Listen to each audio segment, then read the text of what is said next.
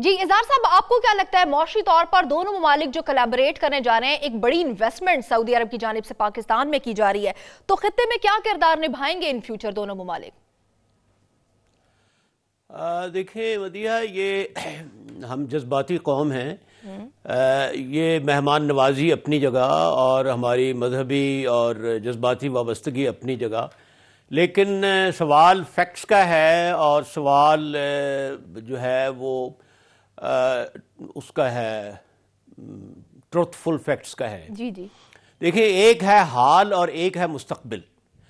حال کا جہاں تک تعلق ہے، پاکستان کی یہ جو وزٹ ہے سعودی عرب کی پاکستان میں، دس از اے ہائی پروفائل وزٹ، بہت گلوریفائڈ وزٹ ہے، بہت بڑی کامیابی ہے وزیر اعظم عمران خان کی حکومت کی، پاکستان کی اور پاکستانی عوام کی، کہ مدتوں کے بعد اتنا بڑا شخصیت جو ہے سعودی عرب کی وہ ہمارے ہاں تشریف لائی ہے. تو جہاں تک خارجہ امور کا تعلق ہے، جہاں تک سفارتی امور کا تعلق ہے، جہاں تک ڈپلومیٹک فرنٹ کا تعلق ہے، تو یہ ہماری بہت بڑی کامیابی ہے.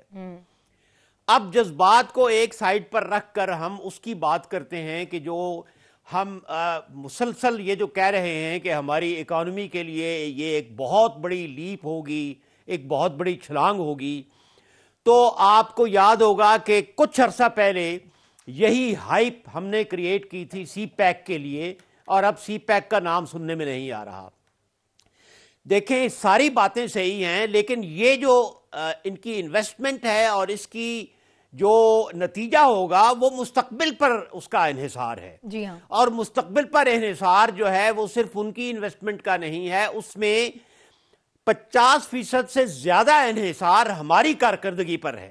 بالکل. اگر ہماری کارکردگی اندر اچھی ہوئی، ہمارے انوائرمنٹ اچھے ہوئے اور ہم خود اس قابل ہوئے کہ ہم سعودی انویسٹمنٹ کو کامیابی کے ساتھ اپنی اکانومی کی بہتری کے لیے استعمال کریں، تو تب تو یہ انویسٹمنٹ ہمارے لیے مفید ہوگی.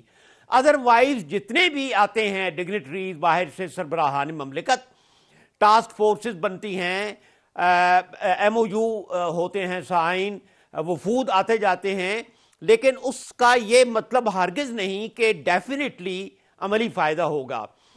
تو ہمیں ان اسباب پر غور کرنا ہوگا جس کی وجہ سے ہمارے اپنے جو سرمایہ کار ہیں وہ ابھی ملک سے باہر چلے گئے. تو میرا یہ I don't want to play down what Saudis are bringing in Pakistan، یہ میرا مطلب نہیں ہے. خوش آئند بات ہے، لیکن ہمیں اتنی زیادہ جو ہم سرسبز اور شاداب خواب دکھا رہے ہیں، اس کو پیش نظر ہمیں حقیقت پسندانہ ایک رویہ اختیار کرنا ہوگا کہ اٹس اے بگ اف.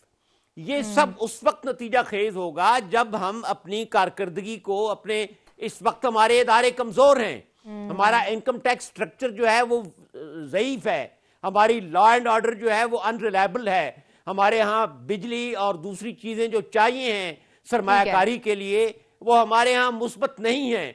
اگر ہم یہ ساری چیزیں ٹھیک کریں، اینڈ اگین آئی ول سے اٹس اے بگ اف، تو تب یہ شہزادے کی جو انویسٹمنٹ جو لا رہے ہیں، تب یہ ایم او یوز جو ہیں یہ حقیقت کا روپ دھاریں گے. بالکل. باقی رہا جہاں تک سفارتی کامیابی، تو اللہ کا شکر ہے کہ پاکستان اس آئسولیشن سے نکل رہا ہے جس آئسولیشن میں ہمیں گزشتہ حکومت نے ڈالا تھا. وزیر اعظم ایکٹیو ہیں، ان کی ایکٹیویٹی کا اور ان کی سرگرمی کا یہ پھل ہے جو آج ہم کھا رہے ہیں.